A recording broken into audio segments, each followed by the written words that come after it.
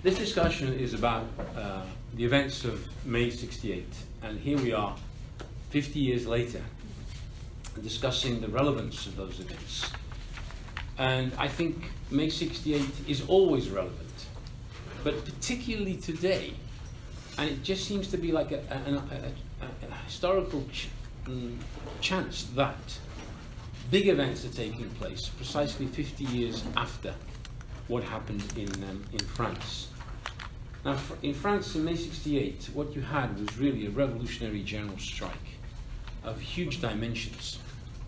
I will go into the outline briefly that, but before going into that, I found an article which has an interesting title. It's published in the New York Review of Books, which I get emails from regularly. They're occasionally interesting articles. The title of the article is interesting. 1968, Year of Counter-Revolution. Hey, what's going on? What is it the same 1968 that we're referring to? But it's like it's an article written about why it failed. Well, about the failure of '68.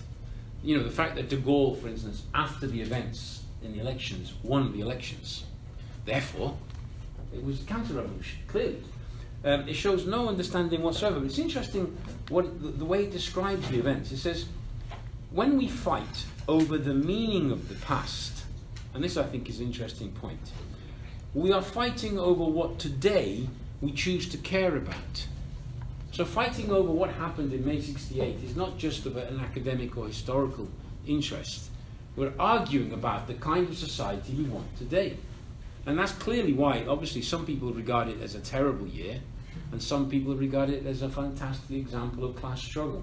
It depends on your class point of view.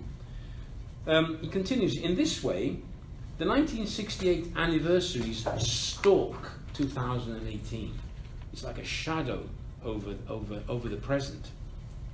It says, depicting scene after scene of revolt, horror, and cruelty, of fervour aroused and things falling apart, and overall the sense of a gathering storm of apocalypse and even revolution.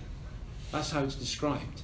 And it's interesting the fact that it refers to the stalking 2018. It does have relevance for what's happening today. The author continues,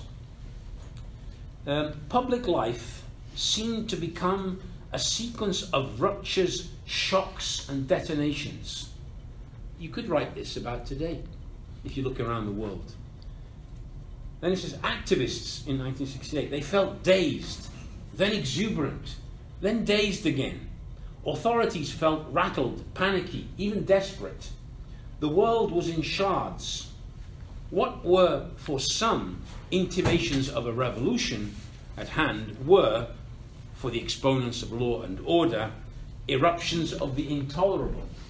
So you have two points of view expressed here about '68, depending obviously on which side of those barricades you stood. And it continues, it says, the sheer number, pace, volume, and intensity of the shocks delivered worldwide to living room screens made the world look and feel as though it was falling apart. Now that's quite a gloomy outlook of 1968.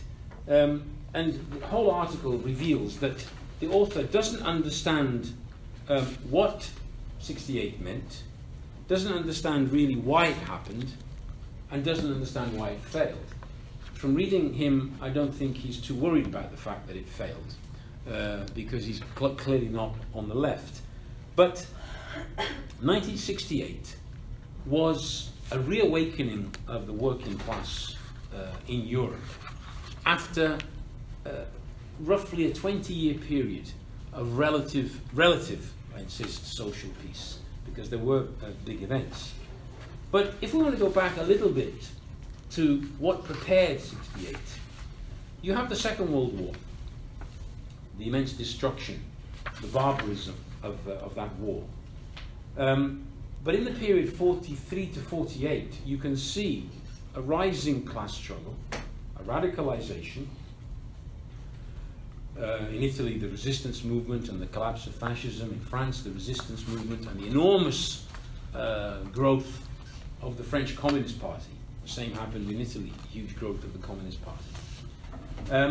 And in effect, revolutionary events unfolded at the end of the Second World War. Just as the First World War ended with revolutions, the 1917 revolution and many others. In France, the Communist Party became the biggest party of the left and a powerful force in society. And even on the electoral front, it emerged as the biggest force. Look at the elections, 1946.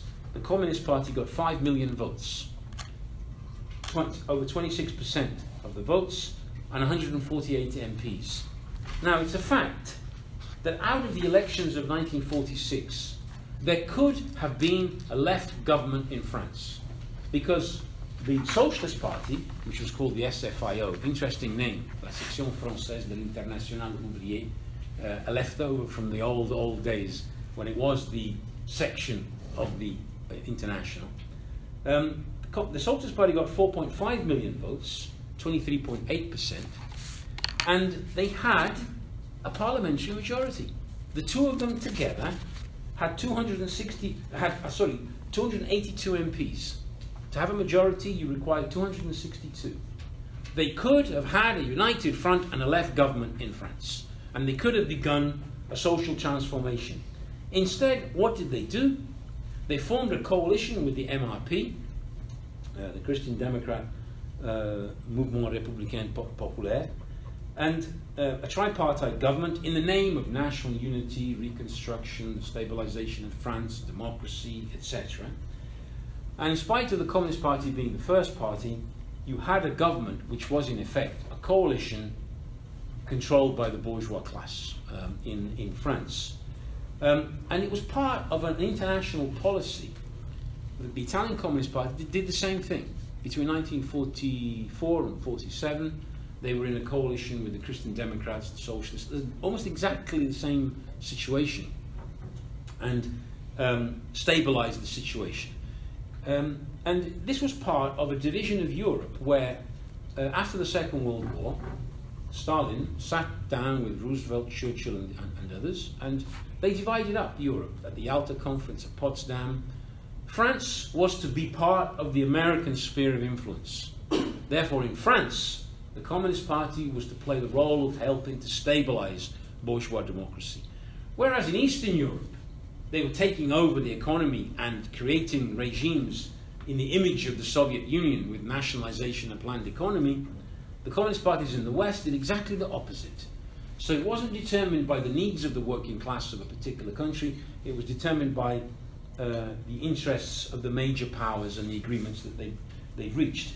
1947 saw a wave of strikes in France, but it also saw the beginning of the so-called Cold War. The Communist Party ministers in 1947 were expelled from the government. Just by chance, the same thing happened in Italy. The Communist Party was expelled from the government. You see, they had played a good role for the bourgeois. The Communist Party, with its authority, the party that had led the resistance, the heroic activity of the Communist Party members in fighting the Nazi occupation, that gave him immense authority, and they spent it all in that period in holding the workers back and helping to stabilize bourgeois democracy. In an article written by Ted Grant, some of you may not know, he was a leading British Trotskyist, and he founded the political tendency that we are today. He wrote in '68 about the Communist Party leadership and what they did in the period 1945-47. He says they used their regained prestige due to the heroic efforts of the rank and file to save capitalism from destruction. They remained in the government of de Gaulle, which massacred their Vietnamese comrades in Saigon and Hanoi. I think France was fighting a war against the Viet Cong in Vietnam. And in France, the government had the French communists in the government at the same time as that was happening. when they had done their dirty work, together with their comrades in the rest of Europe, American imperialism and its satellites fell out with Moscow bureaucracy and the Cold War began, and then the communists were expelled. They didn't need them anymore because the revolutionary movement had passed, the system had restabilized itself, and a new period opened up after the defeat of the movement of the mid-40s at the end of the Second World War. There was a relative stabilization established across Europe, although France was a bit of an exception. There was one government after another. It was a very unstable period, which reflects also the class contradictions in France. There was a joke at the time that said this. There was a man who tried to commit suicide by jumping off the building of the French Parliament. But he always failed to kill himself because every time he jumped, he fell either on a government coming out or on a government coming in. That was a joke at the time, which reflected the immense instability, very short-lived governments. And that period of instability was brought to, political instability, was brought to an end in 1958 during the crisis of the Algerian War, where the army officers moved in a coup in Algeria, and they moved to back de Gaulle and to put an end to this instability. They wanted a strong government to back them in France. And de Gaulle stepped in after 12 years of not being in government, and he offered his help to save the country, obviously. Basically, it was a kind of parliamentary coup, a parliamentary Bonapartism. Then a referendum was called to put an end to the Fourth Republic and establish the Fifth Republic. And it had a massive victory because a lot of the parties supported it. 82% voted in favour. And the military actually threatened they would take over if de Gaulle wasn't installed. So it was like de Gaulle was installed under threat from the military. And that began a period of kind of parliamentary Bonapartist rule under de Gaulle. And France then had a kind of the so-called strong state, as they referred to at the time. Strong, stable, and this led to all kinds of confusion on the left. A lot of people talking about the strong state, about a long period of reaction. The working class even had been bourgeoisified because of the growth of the economy and the high standard of living. But in fact, what was taking place was, on the one hand, a powerful economic boom in France, together with the rest of Europe and also North America. In fact, an unprecedented economic boom. Now, as Marxists, we understand that conditions determine consciousness. And you go from the revolutionary events at the end of the Second World War, the deep crisis of the 1930s, and then you have this period of stability, and then this huge surge forward of the economy, and with it came growing living standards. And also capitalism could afford to concede some reforms. And this created the illusion that capitalism had solved its contradictions. The boom slump cycle had been solved, and now we had ahead of us a long historical period of economic expansion and growing living standards. But as in all form of capitalist development, it's uneven, and it does not spread the wealth that's created evenly across society. We see it today, this immense polarization that we see today of wealth at one end of society and growing poverty at the other end of society. And it's at all levels. It's a global phenomenon. It's expressed within countries, and you can see it today. And in 1968, the Observer, the British newspaper, referred to this phenomenon, the fact that in France at that time, 5 to 6 million people were living below the subsistence level. They were living in poverty, in spite of this enormous boom. 1/4 of the population was on the equivalent of £12 or less a week. At the same time, there'd been a significant increase in unemployment. And the real wages had actually fallen in the 2 years previous to 1968. There was huge pressure on the working class from the capitalist class. At the same time, prices were increasing, inflation was taking off. This was creating class polarization, a differentiation between the working class and the bourgeois. Now, this is the social economic context in which 68 was to take place. Now, many had written off the working class. Many so-called Marxists had written off the working class. And our tendency at the time, we were a very small organization, but we explained always, nothing fundamental has changed. It's still a class society. The working class is the same as it was.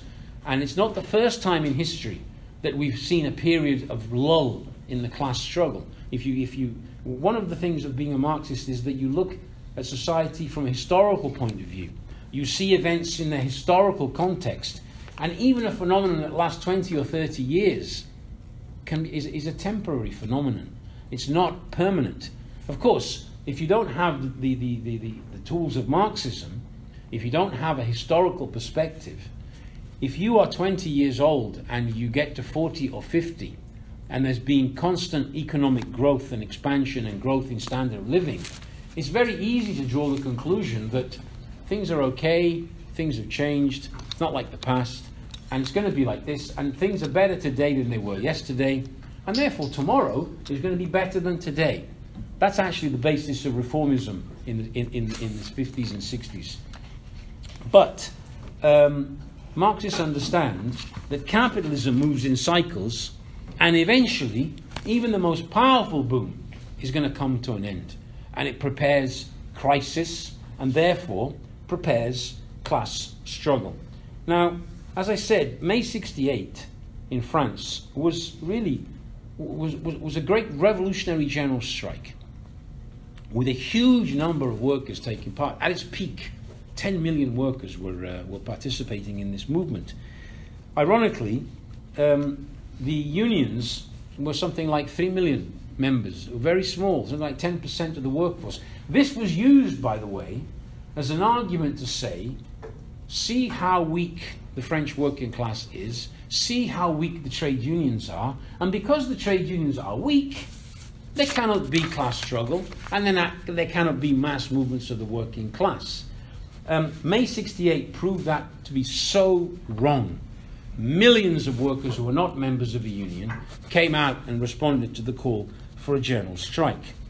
In May 68, in fact, The Economist actually wrote about France, talking about the 10 years of Gaullist rule. See, 68 was the 10th anniversary of de Gaulle coming to power. And it was 10 glorious years for the bourgeoisie of almost dictatorial conditions under de Gaulle, a very, very strong right-wing government. And capitalism was booming, profits were up, and the bourgeois used to look to France as a good model. You know, the British, for instance, who had a much bigger trade union membership, the bourgeoisie would look to France and say, look, France is the way things should be done. Not have these strong unions. And they published that in one of the May editions of The Economist in 1968. That's what they were declaring. It shows you also lack of understanding of what really was happening, even on the part of the so-called bourgeois experts. Now, but there were also academic Marxists. To me, it's meaningless, the word academic Marxists. They should use the first word only, academics. They are academics and they're not Marxists. They're not Marxists. To be a Marxist is not simply to read books, although it is an important part of being Marxist, and it's writing, analysing and theorising. But the theory and the discussion has a role. It's part of building a movement to change society.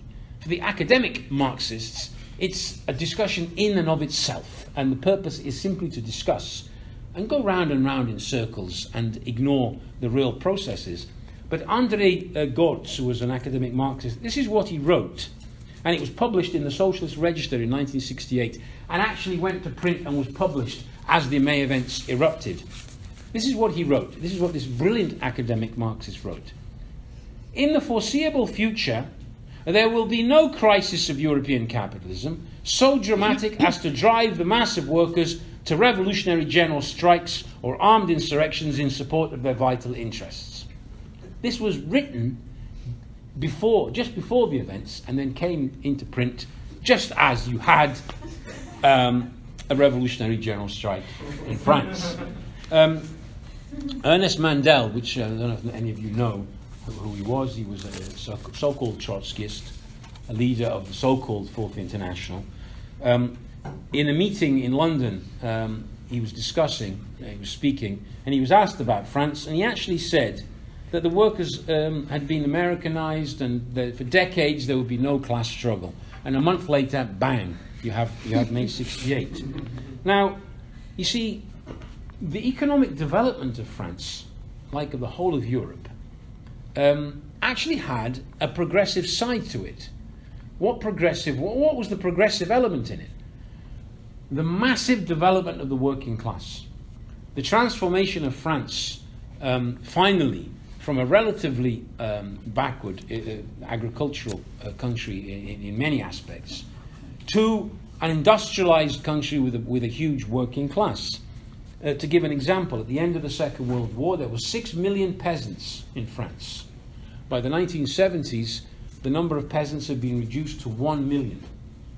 And millions of people had moved into the cities to go and get jobs in the factories. But of course, jobs in the factories changes their consciousness from a peasant consciousness to a proletarian consciousness. Living in crowded conditions in the cities, in the working class areas, with the figures which I gave, the social polarization, working in the factories on relatively low incomes. These were the conditions which were to lead to what happened in '68. And as very often happens in history, before the working class moves, there are other layers that move. And it's an indication of something big. Trotsky referred to it as the wind always moves the leaves at the top of the tree. But it's an indication of something bigger that's going to happen below. And the students are very often like a barometer that measures changing moves within society. And in the months prior to May '68, you had tensions building up within the students, movements of students, protests, strikes, etc. And the rector of the Sorbonne University, in the face of this mobilization, he thought, you see, this was the mentality of a ruling class used to 10 years of absolute control. De Gaulle, the strong man, they felt they could just dictate, they could just carry out repressive measures, and that would be enough. And he decided to close the Sorbonne as a repressive measure against the student movement. But you see, what works in one condition doesn't necessarily work in another. Conditions had changed, and the conditions had matured by '68, and the police tried to clear the Sorbonne on May the 3rd, 1968. And instead of simply removing the students, it provoked a huge reaction. It was like a powder keg. It was like throwing a match into a powder keg, and it erupted with hundreds injured, arrested, etc. Have you seen what's happening in France today, by the way? Mm-hmm. Just don't forget that when you're listening to this about '68. There were battles on the streets. The Latin Quarter erupted, violence. There was a full-scale riot in the Latin Quarter within a few days. And under the pressure of these events, and the workers were looking to the students, the CGT and the other French Union confederations, the CFDT, etc., they called a general strike for the 13th of May. Now, what was the purpose of that general strike? A general strike, from a Marxist point of view, serves as a way of showing to the workers themselves their own power. When you have a successful general strike and you bring large numbers of people on the streets, the main effect is it gives massive confidence to the working class. Look at how strong we are. Look at how powerful we are. From there, you move forward Having shown the workers themselves how strong they are, then it's the beginning of an offensive against the capitalist system as a whole to change society. That's not what the trade union leaders were thinking. They were thinking in a completely opposite. It was the opposite. Have a general strike, let the workers demonstrate, and let off some steam. They see it as a safety valve with the purpose of let off some steam and then put the lid back on and go back to normal. And we've seen that method used many times since in all countries.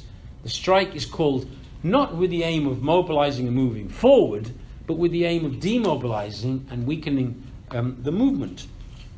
But it was accompanied by a massive demonstration of 1 million on the streets of Paris. This was not going to be the safety valve which the trade union leaders had imagined it would be. It sparked off a movement which led to factory occupations. The student movement spread across the whole of France, and in spite of the 3.5 million trade union members, as I said, 10 million workers took part in this strike at its peak. And big factories like the Renault factory, Sud Aviation in Nantes were occupied, and many others. The coal mine stopped. Public transport was brought to a standstill. Air transport, the shipyards, the gas workers, the electricity workers, the postal services.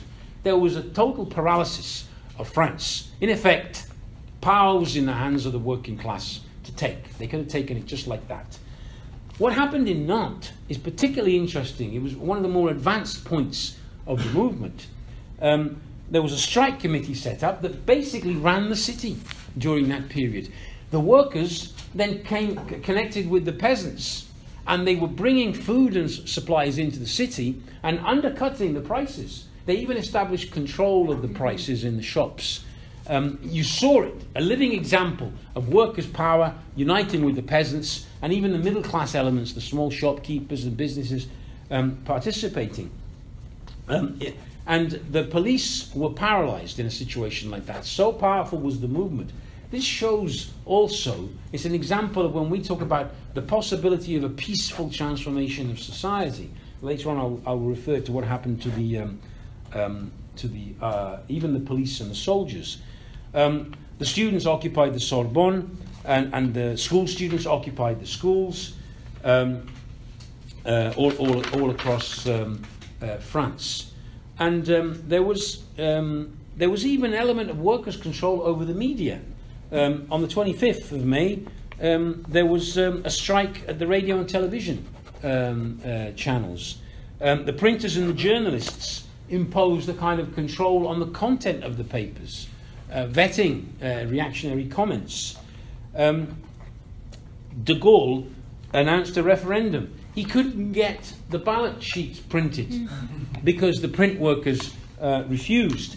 And he couldn't even get them printed in Belgium because the Belgian workers, the Belgian printers, refused to blackleg on their French comrades. The German and Belgian train drivers stopped the trains at the border and would not drive the train into France so as not to boycott the movement of the French workers.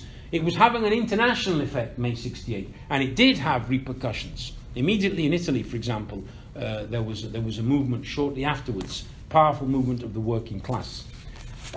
What happened was a massive show of strength by the French proletariat. What more could you have asked of the French workers than what they did in May 68? And it smashed all the myths about the strong state. De Gaulle was in a state of panic and confusion.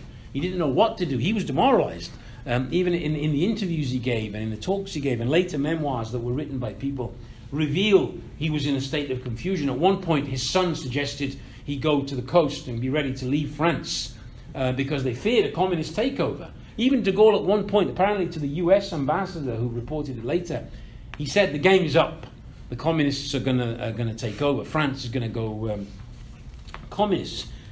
Although at the same time, he understood, he knew who the leaders of the Communist Party were. After all, had they not saved France from communism in 1946-47? in the coalition government. De Gaulle was aware of who these people were. He knew the nature.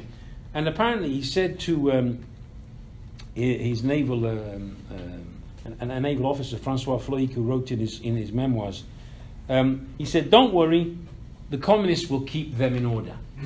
This is de Gaulle. And in fact, what saved the bourgeoisie in France in 1968 was not the army, was not the CRS, the special police, all the services, etc. It was the leaders of the Communist Party and the trade unions. And their support was far more important and far more powerful than all the tanks and all the policemen that they had. Yes. And then the trade union leaders stepped in. The movement, you see, a movement like this cannot last forever. It must either move forward to the taking of power by the working class, or it must compromise and recede and retreat. And the working class cannot stay mobilized forever. And especially when the leaders begin to behave the way they did. The trade union leaders, they issued a statement in the middle of this huge mobilization that they were prepared to negotiate. And of course, the bosses, in these conditions, of course they'll sit down and negotiate with the workers, with the workers' representatives rather not the workers directly. But on the question of the soldiers, for example, you see, the army can be broken down along class lines in a movement like this. The Times in Britain actually reported interviewing some young soldiers, working class soldiers in the army, and they asked them, they asked this group of soldiers, would they fire on the workers if they were ordered? And this is the Times in Britain reporting. The answer was never. He said, "I think that their methods," he's talking about, maybe a bit rough, talking about the pickets and the strikes, "but I am a worker's son myself." And that's a significant statement. The workers' sons in the army were being affected by what was happening in society. There was a ferment, even within the Navy and even within the police. There was actually a leaflet published by members of Rimeka, the mechanized infantry regiment stationed in Mutzig near Strasbourg. And this is what it said. Imagine this. This is what soldiers were writing in a leaflet in that moment. "The workers and youth must know that the soldiers and the contingent, and in big capital letters, will never shoot on workers. We action committees are opposed at all costs to the surrounding of factories by soldiers." So the movement was affecting the soldiers. This is a repetition, if any of you have ever discussed the events of Russia 1917, a repetition of the same process. Revolution was infecting the army. Even sections of the police were being affected.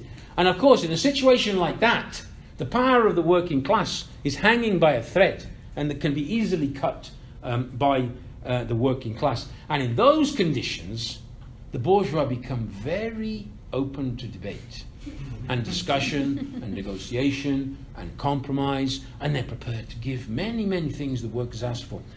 It's a repetition of exactly what happened in 1920 in Italy, in the occupation of the factories. A month-long occupation, the workers were running the factories. And the question was posed openly in the movement, revolution or reform? In those conditions, the bourgeoisie of Italy, they offered the 8-hour day, massive wage increases.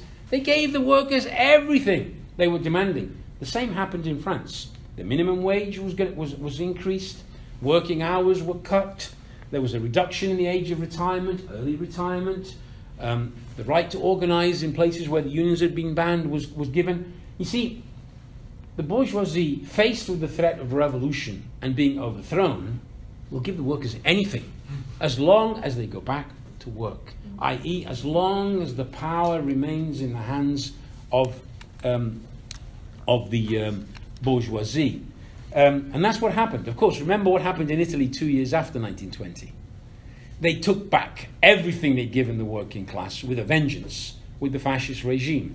Now, in France, it didn't go that far, but on May the 27th, the unions had reached an agreement with the government and the bosses, but then they had to sell that deal to the workers. and they were in the factories.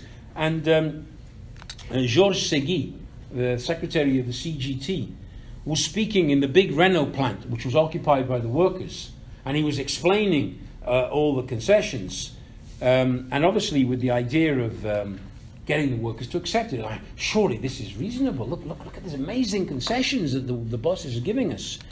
And while he was talking, suddenly at a certain point, the workers started chanting, and this was shown on all the televisions, "Gouvernement populaire, gouvernement populaire." Not quite a reformist approach. Not quite the approach of, oh yeah, that's not bad. Some good wage increases. Yeah, okay, let's all go back to work. You see, because the events had raised the consciousness of the workers to the point where they understood power is there for the taking. That's what gouvernement populaire means. It means a government of the people. We don't want just wage increases. Take the power. That's what they were saying to Segui and the left leaders. In these conditions, again, the safety valve, the CGT calls a demonstration. 500,000 workers on the streets of Paris. Again intended as a safety valve by the leaders. But by now, you see the balance of forces starts to change in the sense that you reach that point, and unless you move forward from that point, you begin to move backwards. That's what began to happen. The workers start to get tired. What are these leaders doing? Where are they going? And especially when none of them are saying, the aim of this movement is to overthrow de Gaulle and have a left government. That would have unleashed an even bigger movement. No, none of that. No, these people didn't challenge the power of de Gaulle at all. They just told the workers, well, look, you've had a strike, you've had a few occupations, this marvellous movement, now just take the wage increase and go back to work. The workers didn't think like that. That's okay normal times when you're negotiating a wage increase. But once you've had a taste of your own power, there's a massive leap in the consciousness of the working class. And it was this that was the beginning of the end of the movement. And it actually ended with de Gaulle calling the elections and winning the elections. And after the events had ended, he called a big demonstration, and it was a reactionary demonstration. There was a shift back. And that's a logical consequence of having failed to take power in a key moment, because the workers start to retreat in a situation like that. And the movement ended with a right-wing victory. Now, this is what we wrote, our tendency wrote, in a leaflet that we published in Britain in May 1968, that we distributed to the workers in Britain, explaining what was happening. And we said, what the bosses will be forced to give with the left hand, and this was in the course of the negotiations, and they will have to do this or face the possibility of explosions, which the Communist Party despite the Communist Party's role, could end their days. So they will attempt to take back with the right hand tomorrow. Resulting inflation will be used in order to inflame the middle classes against the excesses of the workers. Then they'll blame the workers for the crisis. All these strikes, all these protests, what we need is a strong government. And it's amazing. Even the bourgeois realized the role that the Communist Party had played.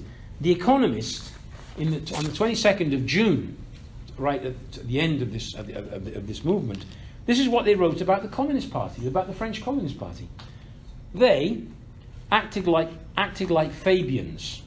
You don't know who Fabians are extreme right-wing reformists in the British movement. They go back a long time. So they acted like Fabians, not like revolutionaries. And ever since, they have emphasized that they are the party, that their party is one of law and order. They went into the election campaign as the party of law and order. Well, if you want a party of law and order, there's a much better one than the Communist Party. It's called the Party of de Gaulle. On that ground, they could not compete. And at the same time, they disillusioned and disappointed the most radical left workers and youth, and failed, obviously. You're not going to win the vote. The reactionaries in France are not going to vote for the Communist Party as the party of law and order. They're going to vote for the right wing. but the left are not going to be enthusiastic, and so you weaken your position. But this is The Economist explaining this. And it says, they kept silent when the police occupied the Sorbonne. They disassociated themselves publicly from rabble-rousers and ultra-left provocateurs, and acquiesced in the government's decision to ban all the small left-wing revolutionary movements. This is The Economist coldly expressing what the Communist Party stood for. Now, in the elections, in the June elections, although the right wing emerged victorious, there was also an interesting development. There was the Socialist Unity Party, which stood to the left of the Communist Party. They increased their votes by something like 400,000 votes to the left. The Communist Party lost about 500,000 votes in that election. It's interesting, you could say, oh, the Communists lost votes, so they'll shift to the right. No, they lost votes to the left, which showed you what people were looking for in the movement. Now, that was basically the end of May 68. I haven't got time to go into all the details. I mean, there are lots of books, and I'd invite you to read them, even the history books that go into it. The really interesting developments that took place, the factory occupations, the workers running the factories, the example of Nantes. I've read whole books just on what happened in Nantes. Is an amazing example of what the working class can achieve. But of course, it's also an example of how even the most revolutionary situation can be lost if the leadership of that movement is incapable of taking that movement forward. And of course, the responsibility lies on the shoulders of the leaders of the Communist Party at the time, and also of the trade unions. And May 68 actually marked the beginning of a long, drawn-out crisis of the French Communist Party. It was the main party of the working class in 1968. It began to go into decline. Subsequently, if you know the history, the Socialist Party recovered. But it recovered how? By shifting to the left. Under Mitterrand, the Socialist Party campaigned on nationalisation. I remember, I think it was 25 companies, the 35-hour week. A lot of the demands of the working class from the 68 movement were expressed in a milder form, of course, by the Socialist Party, which began to grow to the left of the Communist Party, in effect, and then formed a government, and then betrayed, and again. But that's a different subject to what I'm discussing here today. But the crisis of the Communist Party today, which is what, a party of 1% in France, has all but collapsed, has its roots in the role it played in 1968. It was exposed in the eyes of many workers and youth. But 68 was not just a French movement. It was let's say the most advanced expression of what happened in that period. But it was happening in Italy as well. In Italy, you had the movement of the students, you had the hot autumn of 1969, you had the big surge forward of the Italian Communist Party, which reached 2 million members by the mid-70s. And there was a generalized radicalization of the youth. 1968 was also Pakistan. Do you know what happened in Pakistan in 68? It also had its 68. For a period of almost 5 months, from November 68 to March 69, there was a radical uprising all across Pakistan. It involved 10, 15 million people across Pakistan. There were protests, occupations, strikes, etc. And yet, there's a parallel here. In the previous 10 years to 68 in Pakistan, there's been an undisguised dictatorship of the military bureaucracy. The dictatorship of Ayub Khan, who came to power in a coup in October 1958. You see how it's a world process, not just France. And extreme parallels, and yet two very, very different countries. An advanced capitalist country in the heart of Europe, and a very underdeveloped country in Asia. But again, who spearheaded the movement in Pakistan? It was the students. The students led the protests. And then the workers and other layers joined in.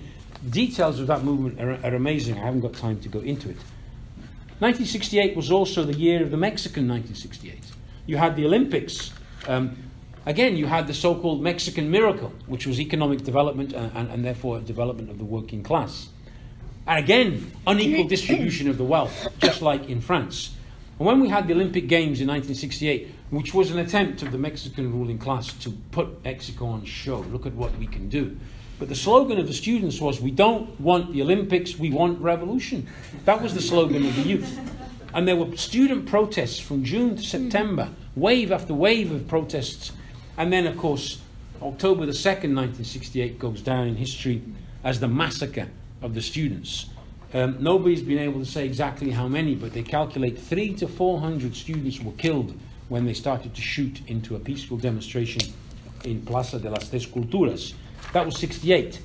Czechoslovakia in Europe, 68. The spring of 68, which began in January with the election of Alexander Dubček, who was a kind of reformer elected as first secretary of the Communist Party, who massive protests, massive rallies and demonstrations, and in the face of that, making some concessions of certain freedoms. And of course, it ended with the Russian tanks rolling into Czechoslovakia in August 1968. But what else was happening in the period? If we widen the period a little bit, from 68 to the mid-70s, you see that it was a period of worldwide revolutionary ferment. The Vietnam War was going on. In America, they were shooting students, peacefully protesting against the war. Ended in 1975. That I do remember. 68 in France is a vague memory of the news of the violence taking place. I was a little boy. But the Vietnam War, in 1975, I was already active Marxist and a Trotskyist, and watching the TV every day with my dad and watching the map of Vietnam as the Viet Cong got closer and closer to Saigon, and then it ended with that famous scene of the helicopter taking off the building, where people obviously desperately trying to get away from the Viet Cong, the bourgeois elements. A massive defeat for US imperialism. That's what it reflected, with massive sympathy across the whole world, all the youth movements against the Vietnam War. What other events were taking place? Chile 1970, the election of Allende, the Popular Unity government, a left government, and they all refer to Allende as the Marxist, of course. It ended with the 1973 coup and the butchery of tens of thousands of left militants and youth. Argentina, the 1976 coup that brought down Isabel Perón after the return of Perón with huge mobilizations and radicalization in Argentina. But even in Britain, 1974 saw a miners' strike. That I remember. It was great because there was no electricity because there wasn't enough coal. And so when you went to school the next day, you had a good excuse why you hadn't done your homework. There was no electricity, sir. But that was the memory of a child. But in 74, the miners' strike challenged the Conservative government, and Heath, then Prime Minister, called early elections, saying, basically, we'll ask the people who really governs the country. Is it the unions or the government? And the people responded, the unions, because they voted for the Labour Party massively. 1976 in Italy, this massive surge of the Italian Communist Party, 34% of the vote. In Portugal, the revolution of 1974 that brought down a 40-year-long dictatorship, which was a parallel to what was happening in Angola and Mozambique, where the guerrillas, the left guerrillas, came to power in Angola and Mozambique. Revolutionary movements in Zimbabwe. The left coup in Ethiopia in 1974 that brought to power a regime which declared itself to be Marxist-Leninist, but of course it was more of a Stalinist regime. 1974, the massive movement that brought down the colonels regime in Greece, the dictatorship of the colonels. And in Spain, you have the death of Franco, which then unleashes a powerful movement referred to today as the transition to democracy. In reality, it was the betrayal of the Spanish Revolution. In Afghanistan, 1978, the Saur Revolution, radical left officers who come to power in a coup. These are just some of the events that unfolded in that period over, think about it, a 7-8 year period. In effect, the end of the 1960s and up to the mid-70s was a period of global revolutionary turmoil. Even in Canada, you had, 72, you had the big strikes, the radicalization. All countries were affected to one degree and another. And it was part of a general crisis of the capitalist system. 68, in effect, was an anticipation of what happened in the following decade. And on the economic front, 1973-74 was a recession. And it was really the first recession since the Second World War. And it put an end to that post-war upswing, the powerful boom. You could say more or less 1948 to 73. A 25-year period of incredible economic growth came to an end in 1974 with a sudden sharp recession, fall in production in America, in the US, globally. And it was the material basis, in effect, of the radicalization of the 1970s. It was connected. What was happening in the economy is connected to what's happening in politics. But of course, it's not the only cause. It's also the growth of the working class, the massive development of the working class as a force on the back of the boom, which then created a very different balance of forces between the classes. And by the way, you notice what's happening in China today with their boom. What's it doing? It's created the biggest working class on the planet. Well, if this history has anything to teach, you can understand today why the Chinese bureaucracy are clamping down on security, spending huge amounts of resources on internal security, policing the internet. They're trying to control the situation because they can feel where the situation is going. Now, what saved the capitalist system in the 1970s from being overthrown? Why wasn't it overthrown? Well, it's very simple. The leadership of the French Communist Party and the leadership of the French trade unions, the leadership of the Italian Communist Party and the Italian trade unions, the leadership of the British Labour Party and the trade unions, and etc., etc., etc. Because they viewed society as a capitalist society which could not really be changed. They accepted it as an objective reality. It's, revolution, socialism, it's long distant past. Capitalism has solved its problems. Look at this man, look at the boom, look at the 25 years. And they drew the conclusion that you can reform the system a little bit, and you can introduce some laws here and there, improve living conditions. That was their mentality. When revolutionary events erupted, they didn't move in the direction of how do we organize the working class best to change society. Their main preoccupation was how do we calm this situation down? How do we get the workers back to work and back to the good days of where we can sit at the table with the bosses and negotiate, get some wage increases for the workers, and in the meantime live rather well as bureaucrats. So that it was in effect a lost historical opportunity what happened after '68 globally. The radicalization that took place in that period could have led to the development of mass revolutionary parties if there had been a Marxist cadre present in that moment. Look at Italy. If you question this possibility, in Italy, in 1975, 76, 77, the ultra-left groups, all the various ultra-left groups together, had something like 100,000 members. They were not little groups of 300 or 500 or 1,000. Lotta Continua, 10,000 members, and a daily newspaper.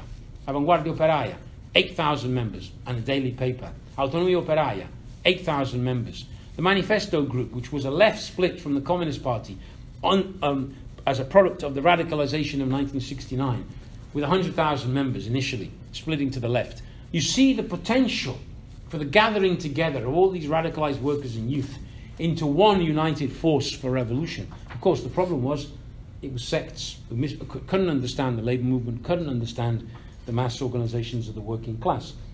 Our tendency at the time in Britain was called the militant tendency. We produced a paper called The Militant. In 1970, we had 200 members, a very small organisation. But by the mid-1980s, we'd become an organisation of 8,000 with a weekly paper, 3 members of Parliament. We had control over Liverpool Council, many trade union leaders.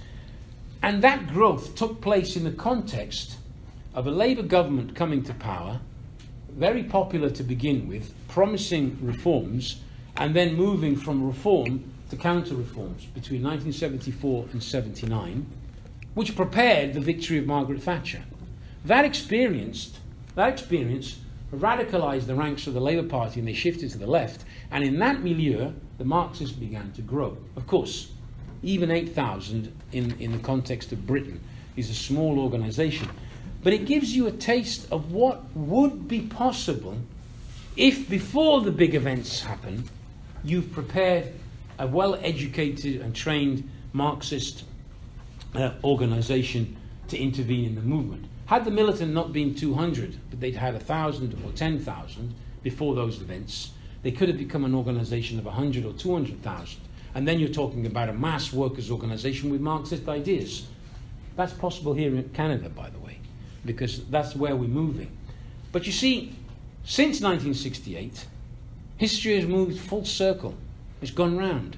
It's gone from the defeat of 68, the defeat of all those movements I described, the rise of Thatcherism, the shift to the right, the brutal attacks on the working class, the destruction of many of the reforms that were granted. And by the way, in France, all those marvelous reforms that they won from 68 have all but been taken away.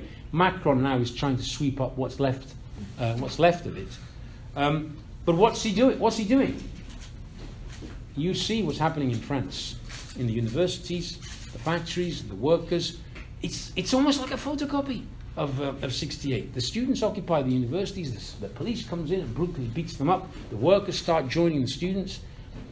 Now, I'm not saying it's an exact copy, because obviously the role of the leadership is important, and the role of the unions is exactly the same as it was then.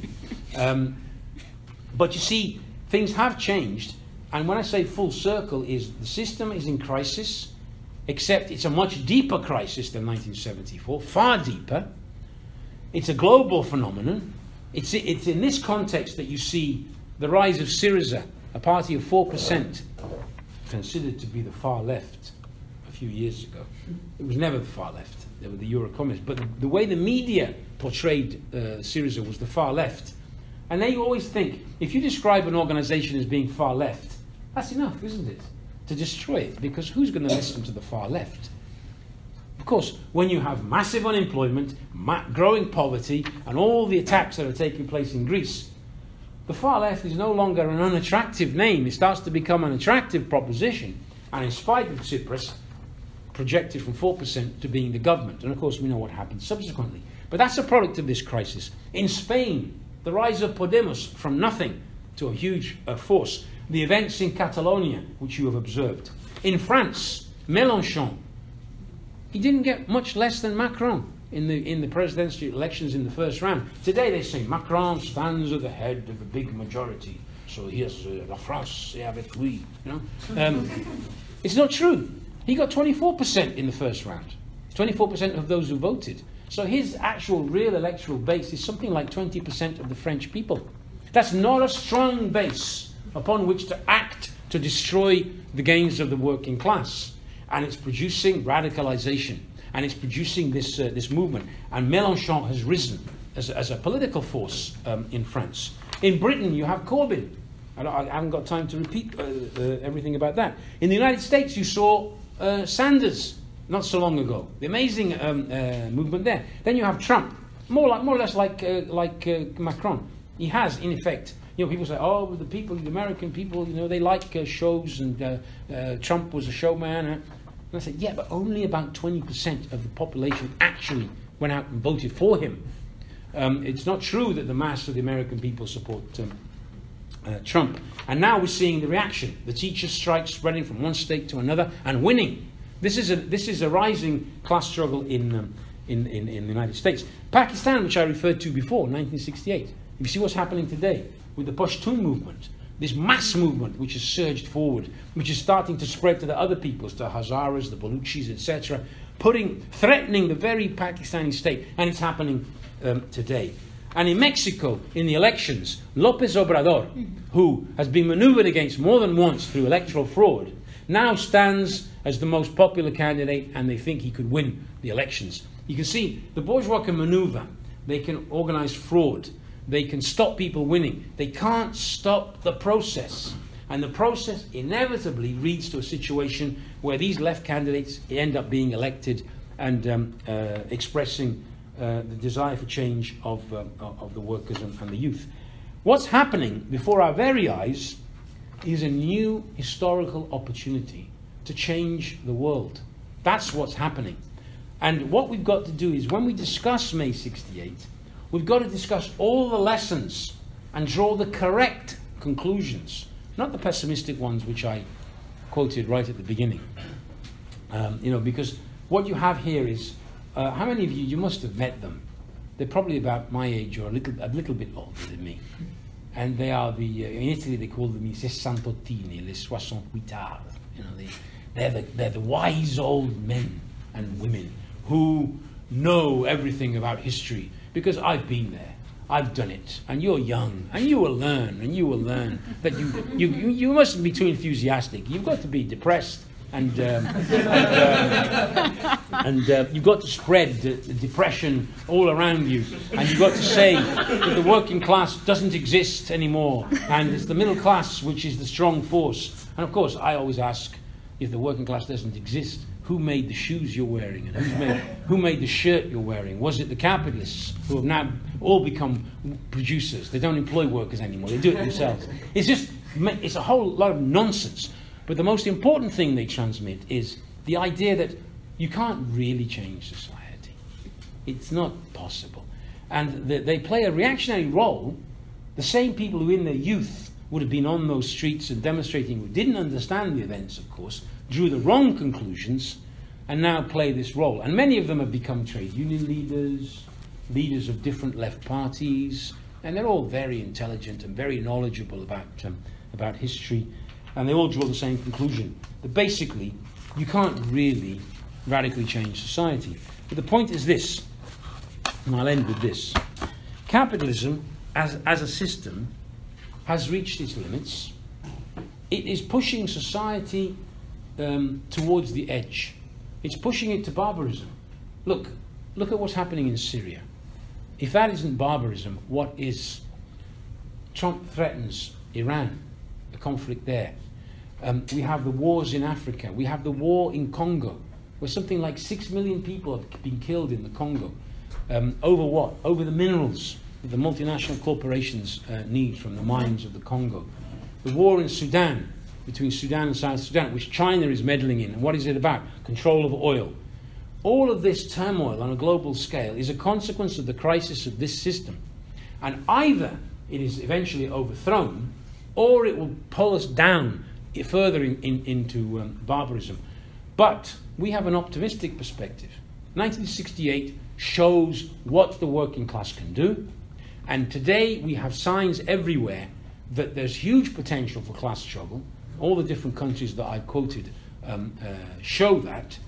And it's a rising class struggle. But if there's one lesson we have to learn, is this. You need to build the left alternative. You need to build a Marxist force within the working class which can patiently explain to the workers and the youth what needs to be done. Because you see, workers have this amazing capability of mobilizing, but you can't read the works of Marx, Engels, Lenin, and Trotsky in 3 weeks during the occupation of the factories. You can't draw all the lessons of history in just a few weeks. And what workers and youth tend to do is they look to the different political forces that exist, they look at the different parties, and they look for somebody that explains what is happening and offers them a way out. And if they don't find it in those political forces, then there's confusion, there's retreat, there's defeat, and then there's demoralization. But that's not inevitable. It can be avoided. What we are about as the International Marxist Tendency and Fight Back and Riposte in Canada is build that force within the labour movement and the student movement, educate the youth and the workers in history, learn from events like this, raise the level, go out there, find all those young people and workers who are looking for an alternative, and organize them as a force. Grow, grow, and grow. Become stronger, and eventually connect with the events that are taking place, and build a mass Marxist left wing within the labour movement, preparing the ground to change society when events like May 68 erupt, and they will erupt again. That's what this discussion is really about. In that sense, this discussion is not an academic discussion. It's not with all the nice words that go with it, all the words that mean nothing. There's one thing they're very good at, the academic Marxists, is inventing verbiage, words that have no meaning. You read some of the texts, and I challenge you to read them. Some of you study sociology or political science at university. You look at some of those texts and you tell me what they mean. No? What are they talking about? Because the idea is spread that for something to be valid, it must be difficult to understand. Something to be valid must be complicated. I must use long words that no worker has ever heard being used, and not even the youth or even the students have ever heard these words before. But they become fashionable words, meaningless, totally meaningless, and they mean nothing, especially to the working class. And that's one of the problems of the left today. It presents itself like this. And ordinary working class people, if they ever waste any time listening to these people, they must stand there absolutely bewildered. What are they talking about? I can remember, I'll finish on this. I can remember in a meeting of the Italian Communist Party in Milan in the 1980s. I was a member, and I stood up in this meeting. And I referred to the language that was used by the party paper, L'Unità, Communist Party paper. And I said, this paper is no longer written for workers. The workers can't understand this. It seems to be written for lawyers and doctors and academics. And after I spoke, one worker after another stood up and said, yes, the young comrade is right. This paper, I don't understand. Why did that language evolve? Have you asked yourselves why the language of the left, so-called left, has evolved in this direction? Because if they spoke clearly what they mean, nobody in the working class would support them.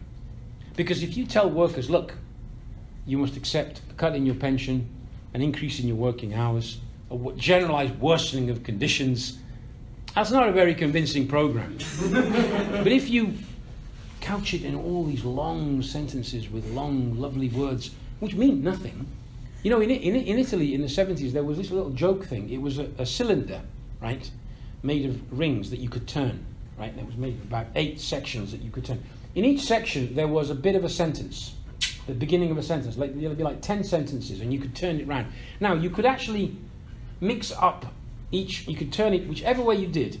And from the beginning to the end, there would be a grammatically correct sentence. But it said nothing. And you've seen those kind of sentences. And that language evolved actually in the 60s and 70s. And it was part of a confusing workers and youth and hiding. You know, a leader stands up, and I've seen it happen. A leader stands up, speaks, uses all these words, means nothing. And you can see the workers thinking, wow, how leaders are, they're so clever. I don't understand what they're saying. But that's because I clearly am not up to understanding these people because they're so clever. But in reality, it's gibberish and nonsense. Now, that's why the language of the Marxists, the genuine Marxists, can come across as being simple. Oh, but it's not simple stuff. It's not nice, is it? I mean, stuff that you can understand, stuff that's clear, that explains to you what's really happening. Oh, it can't be so simple. It must be more complex. And therefore they retreat into the universities, into this wonderful world, which is completely abstract and disconnected from reality. We must speak the language that the workers and the youth can understand, which is the language of genuine Marxism and class struggle, and build a force to intervene in the inevitable revolutionary events which will unfold in the next period, with the purpose of this time in history not repeating it. We don't want to repeat 1968. We don't want to repeat 1945-47. We don't want to repeat 1936. We want to repeat 1917. Yes, and October 1917, yes. But all the others were defeats. Let's learn from history, not repeat it, and build that force. And if any of you here are not members of the IMT or Larry Poster, consider joining us, coming to our meetings at least, reading the material, and listen to what we have to say and decide whether this analysis corresponds to reality and if it offers a perspective to fight that's worth fighting for.